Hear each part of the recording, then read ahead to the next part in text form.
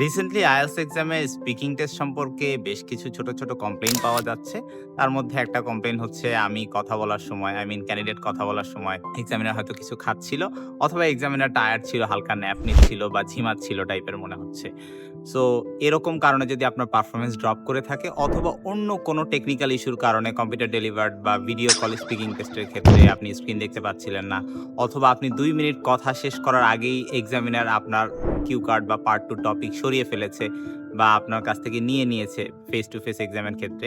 এরকম যেকোনো ইস্যুর কারণে আপনি অফিসিয়ালি কমপ্লেইন করতে পারেন। যদি ইনভিজিলেটরও ঠিকভাবে আপনার সাথে কোঅপারেট না করে, সেক্ষেত্রে ইনভিজিলেটর এগেইনস্টও কমপ্লেইন করতে পারেন। অফিসিয়াল মেইল করে কমপ্লেইন করা যেতে পারে।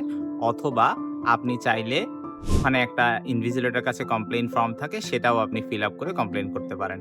ইনভিজিলেটর কিংবা এক্সামিনার কিংবা আইএলটিএস নিজে থেকে এই বিষয়টা খুব বেশি প্রমোট করে না। বিকজ অতিরিক্ত কমপ্লেইন রিসিভ করলে তাদের জন্য এটা একটা হ্যাসেল হয়ে যাবে বা ফ্লাড গেট ওপেন হয়ে যেতে পারে।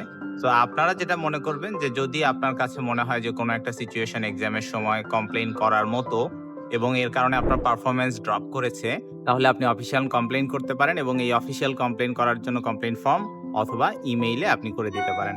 মাথায় রাখবেন, যদি কোনো রেসপন্স না পান তাহলে আপনি ওভার ফোন কনভারসেশন করেও ব্যাপারটাকে কনসিডার করতে পারেন। এই ক্ষেত্রে একটা জিনিস ভুলে গেলে চলবে না যে আপনার এই কমপ্লেইন করার কারণে কোনোভাবেই স্কোর এফেক্টেড হবে না। অর্থাৎ আপনার পারফরম্যান্সে যা স্কোর পাওয়ার সেটাই পাবেন।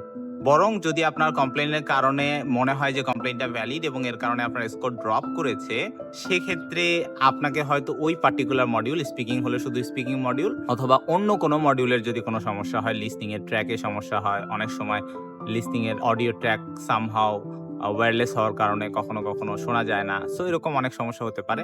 যদি কমপ্লেইন ভ্যালিড হয় তাহলে আপনার জন্য ইন্ডিভিজুয়াল মডিউল অথবা পুরো আইএলটিএস এক্সাম নতুন করে আপনাকে অ্যারেঞ্জ করে দিবে। এর জন্য কোনো রকমের পেমেন্ট করতে হবে না।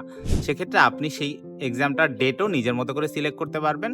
তবে মাথায় রাখবেন সেই পারফরম্যান্সটা যেন ঠিকঠাক থাকে। আর অফিসিয়াল কমপ্লেইনের জন্য আপনার স্কোর কোনোভাবে এফেক্টেড হবে না। এক্সামিনার আপনার প্রতি বিরক্তও হবে না বা এক্সামিনার এটা জানতেও পারবে না যে তার এগেইনস্টে আপনি কমপ্লেইন করেছেন। যারা স্পিকিং এক্সাম নিয়ে অনেক ভয় পান কিংবা এক্সামে একটু উল্টাপাল্টা কিছু হয়েছে যার কারণে স্কোর এফেক্টেড হচ্ছে বলে মনে হয়, তারা কমপ্লেইন করে দিতে পারেন। কোনো অসুবিধা নাই। Thank you.